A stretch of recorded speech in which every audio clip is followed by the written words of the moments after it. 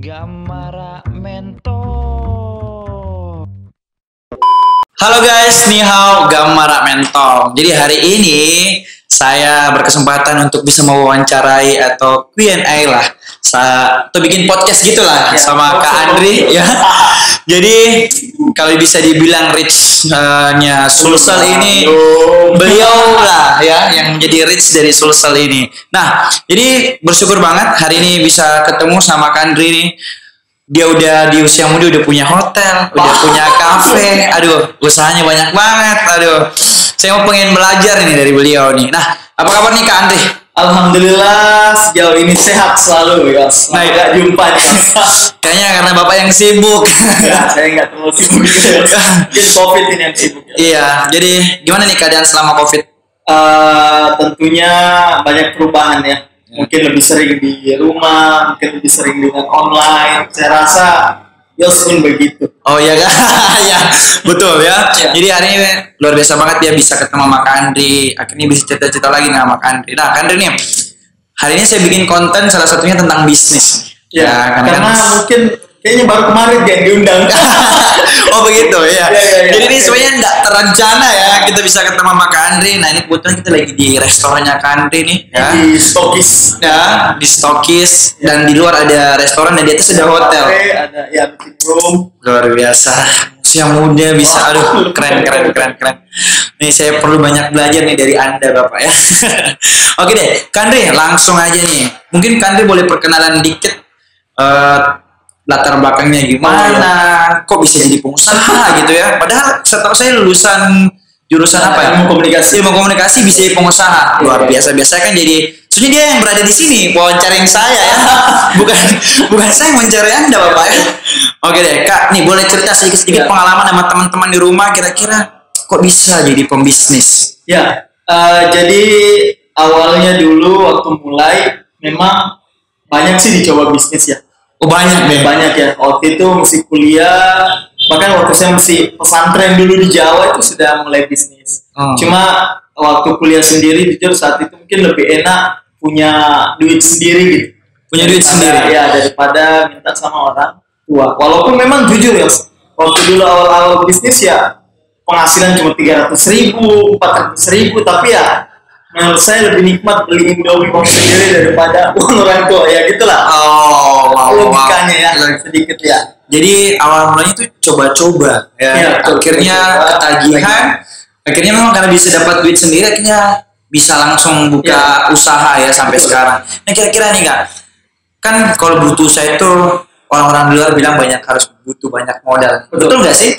Kalau dulu mungkin kalau kita berpikiran zaman dulu ya memang butuh modal karena kan sewa tempat, bayar karyawan, belum lagi promosinya. Tapi kalau menurut saya di era zaman sekarang sih anak-anak SD, SMP aja udah bisa bisnis lewat online gitu.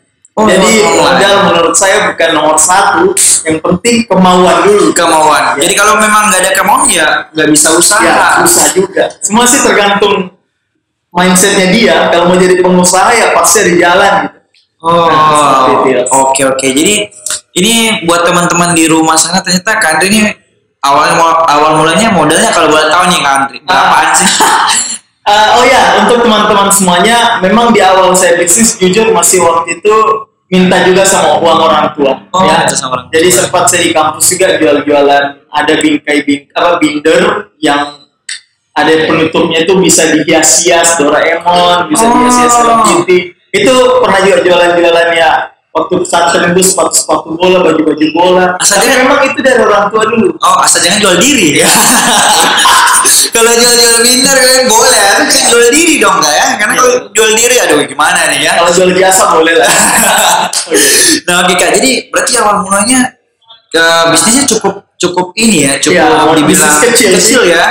Tapi akhirnya ketagihan mungkin ya, akhirnya sekarang udah bisa buka yang sebesar ini. Tapi awal mulanya dari kecil ya, nggak sebesar ini dong. Yang nggak langsung besar lah ya. Nah mungkin nih Kak, apa sih mungkin ada pengalaman duka atau selama jadi ini gimana kan biasanya kalau pembisnis itu biasanya dibully mungkin. Kayak contoh saya jualan tempe, apa lu penjual tempe kayak gitu ya. Itu ada nggak sih ya pengalaman seperti itu? Jadi sebenarnya kalau pengalaman Yos banyak sih.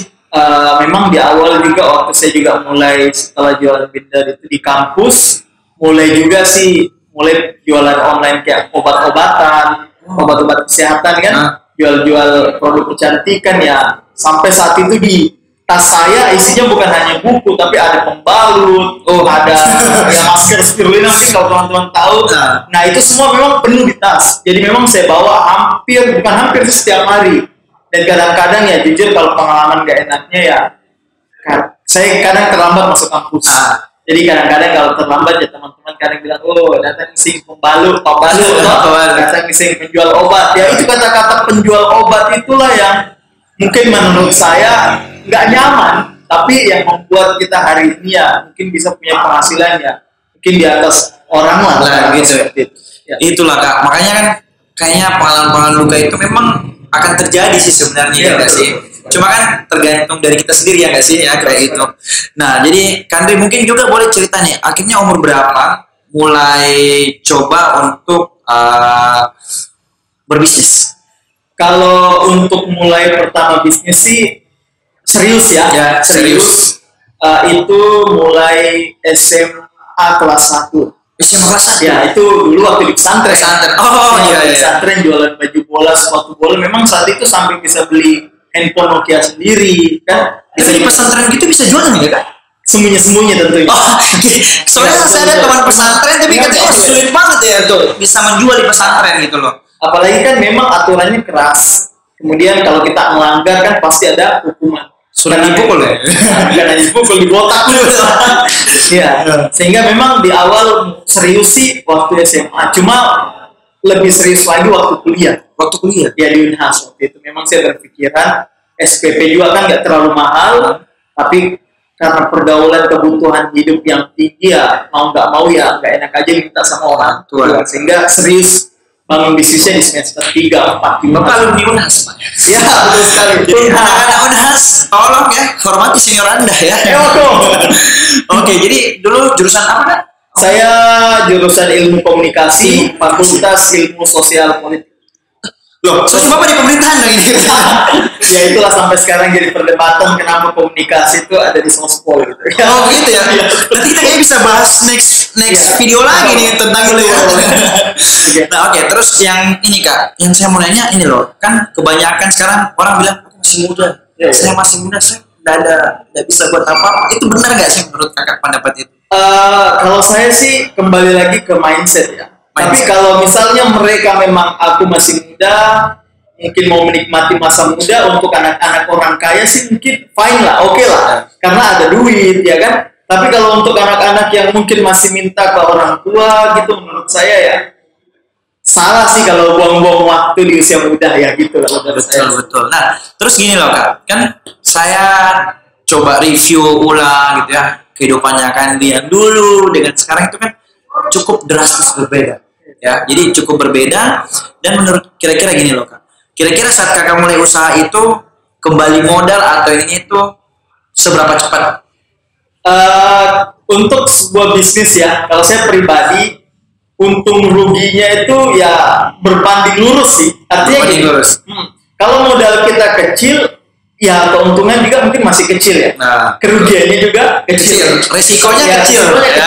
Tapi makin besar bisnis, otomatis kita nggak boleh juga berpikiran takut rugi gitu, karena pasti juga akan rugi. Naik turun ya, gitu ya. Yang penting kalau saya pribadi sih ya bisnis ya kita bangun bukan hanya soal keuntungan, tapi gimana kita bisa ciptakan juga sih peluang orang lain itu dapat penghasilan. Ya kalau dari saya sih poinnya itu gitu. Ya. Yang penting mulai aja dulu ya. Yang penting mulai aja. Nah kadang orang wacana doang sih biasanya kayak saya mau usaha tapi nggak ada action gitu. Jadi mungkin poin yang bisa saya dapat dari Kandri ini intinya mulai dulu. Sudah itu istilah resiko dan sebagainya itu kan ada hal belakang ya. Yang penting mulai dulu terus punya konsep yang benar ya. Asal nggak jual diri gitu ya. Maka saya tuh selalu tanamkan buat berbisnis asal nggak jual diri ya kayaknya enak. Oh ya ini ada minuman by the way guys. Boleh haus. El Grey. Ini kebetulan produknya dari beliau. Ya, dari adik, kebetulan adik yang kelola kafenya, namanya The Capitol ya. Jadi teman-teman yang ada di Makassar, ya, ini rekomendasi banget. Perintis di Antang. Iya, soalnya saya juga cukup penasaran kok bisa bangun kafe yang di atasnya hotel dengan fasilitas wifi keren, desainnya keren, tapi harga makanannya murah banget. Kenapa bisa? Ya, sebenarnya bangunan ini memang usaha keluarga. Usaha keluarga. Ya, karena ayah juga, ibu juga, termasuk adik juga, saya juga kan memang kami mulai usaha juga sebenarnya. Dan dibuatlah ini bangunan sebenarnya untuk mengumpulkan semua bisnis yang kita kerjakan gitu. Oh, jadi satu tempat ya, senternya itu di sini gitu. Karena waktu itu juga Bapak berpikir ketimbang kita nyewa di orang lain, ketimbang kita juga nebeng di orang lain, ya kenapa enggak buat tempat sendiri dan semua bisnis kita bisa nyatu di situ. Makanya di sini ada, mungkin nontonnya juga belum guys ya, masih perampungan ya, itu mungkin masih perampungan mungkin 2021 lah, mungkin gara-gara COVID baru bisa jadi semua ya operasi. Jadi ada meeting roomnya, kamar hotelnya juga, kafe, dan ada stokis untuk produk TNC kesehatan dan kecantikan. Karena awalnya memang mulainya dari TNC ya. Betul, semua dari TNC Syariah. Ya, dari itu akhirnya bisa buka usaha, berkembang, akhirnya banyak usaha. Nah, planning ke depan nih Kak, kan ini udah ada usaha kafe, usaha hotel, apakah mau bikin usaha lagi atau enggak? Ya, kalau kita berpikiran untuk ke depan sih ya, hidup kan nggak boleh stop ya, harus tetap berkembang. Ya. Tentunya ya, kami juga sekeluarga, termasuk saya juga pribadi sendiri, memang ada rencana sih, planning di mana bisa nanti ciptain juga bisnis yang franchise, yang bisa nanti go internasional gitu ya. Bisa nanti beli sama orang sistemnya, dan ya kita kan ujung-ujungnya juga gimana bermanfaat bagi orang lain dan juga passive income. Luar biasa. Jadi memang konsep bisnisnya dia itu untuk berbagi, untuk menolong orang. Itu sebenarnya konsep bisnis yang paling mulia menurut saya dan paling cepat, istilahnya profitnya ada. Soalnya kan kita membantu orang. Betul. Otomatis yang di atas membantu juga ya. Jadi teman-teman, jadi yang bisa saya dapat poin dari Kak Andris sejauh ini itu intinya pertama mulai dulu, yang kedua risiko urusan belakang, dan yang ketiga harus berkembang, ya nggak sih? Karena kan bisnis nggak cuma sampai di sini doang, bisnis artinya harus berkembang terus. Jadi sudah ada 3 poin nih guys. Oke, pertanyaan bukan terakhir sih, pertanyaannya kita lanjut aja. Jadi pertanyaan gini loh Kak, kan ada yang bertanya nih Kak, misalnya nih quotes atau yang menjadi motivasi terkuat bisa bertahan gitu loh jadi pembisnis itu apa sih? Kan dari ceritanya Kak Andri saya dengar dibully, sempat dibilang kayak tukang apa kecantikan, padahal seharusnya kalau saya sih jadi cowok gengsian juga sih jual anunya cewek kan, kayaknya gengsian, tapi kok bisa dia motivasi sekuat itu loh? Motivasi pertama sih tentunya kalau kita bisnis sih yang paling penting bukan masalah produknya ya kalau saya. Yang paling penting pertama adalah solusi apa kita bisa berikan ke orang. Nah, jadi ya kalau saya pribadi ya, saya kenapa jual produk kesehatan kecantikan, karena lewat bisnis ini ya banyak kami membantu orang. Itu dulu value yang pertama. Kemudian yang kedua, kalau menurut kata-kata sih quotes, ya mungkin anti mainstream ya, ini kata-kata ada quotes sendiri apa tuh ya menurut saya ini untuk anak muda semuanya yang menonton ya, atau mungkin ada orang tua yang punya anak yang menonton ya. Quotes saya ya, jangan bangga dengan uang dan harta orang tuamu, tapi banggalah dengan uang dan harta yang kau hasilkan dari keringatmu sendiri dan kerja keras. Luar biasa ya. Jadi bukan pakai uang orang tua, tapi harus bisa mulai belajar cari uang itu dari usia muda. Betul, ya? Karena untuk mengembangkan diri ke depan itu kan nggak mudah tuh kan. Betul. Jadi otomatis kita harus mulai berjuang dari usia muda. Nah, dan ini yang bisa saya dapatin satu poin lagi, yaitu bahwa ini menjadi salah satu poin yang menurut saya paling bagus itu tadi adalah mencari bisnis yang menjadi kebutuhan orang lain. Sepakat. Itu karena solusi buat orang lain. Iya, karena kalau misalnya kebutuhan orang lain otomatis kan dicari terus ya. Jadi makanya bangun bisnisnya yang istilahnya yang dicari orang gitu ya, supaya bisnisnya bisa jalan. Oke. Nah, pertanyaan terakhir nih Kak. Oke. Kira-kira kalau misalnya Kak Andri jadi seorang yang sukses, kira-kira Kak Andri mau buat apa untuk orang lain? Ya, kalau saya sih kembali karena kan dari dulu memang saya tipe orang pragmatis ya. Artinya orang yang mudah sekali iba, mudah sekali tersentuh hatinya. Jadi saya memang insya Allah kalau doakan teman-teman juga, semoga kita semua jadi orang yang sukses sesuai yang kita rencanakan. Amin. Ya, saya berharap Yos, ya gimana caranya saya nanti kedepannya bisa buka sekolah agama dan itu memang gratis. Amin. Jadi di sekolah di situ ada ilmu pengetahuan umumnya, belajar agamanya dan semua itu gratis. Amin Kak, semoga ya supaya bisa berguna untuk orang lain ya. Amin. Nah, oke deh Kak, saya banyak dapat sesuatu pelajaran yang baru. Amin. Ya. Nah, buat teman-teman misalnya mungkin ada yang mau bertanya tentang bisnis atau mungkin tentang ini, boleh nanti bisa DM di Kak Andre ya. Nanti saya sertai Instagramnya di bawah sini ya. Follow IG. Boleh juga follow IG-nya. Baiklah, ternyata promosi IG ya. Terus nanti mungkin ada teman-teman yang mungkin mau bertanya soal apa, boleh juga di komen di YouTube-nya saya ya, di komentarnya, atau boleh DM langsung ke Kak Andre-nya. Karena jujur saya banyak belajar tentang bisnis juga dari beliau. Saya pun banyak belajar dari beliau. Jadi kita saling sharing. Nah, ini karena kita teman lama baru ketemu lagi, jadi selalu pisah-pisah teman-teman. Sebenarnya ketemu sama Yos jujur kebetulan juga sih gara-gara peluang bisnis saat itu ya. Iya, betul. Tapi yang membuat saya jujur senang juga berteman ya karena ya saya jujur ya, mungkin saya nggak pernah cerita ke Yos karena selalu dapat wawasan dan pengetahuan baru. Karena apalagi beliau kan sekarang kuliah di luar negeri.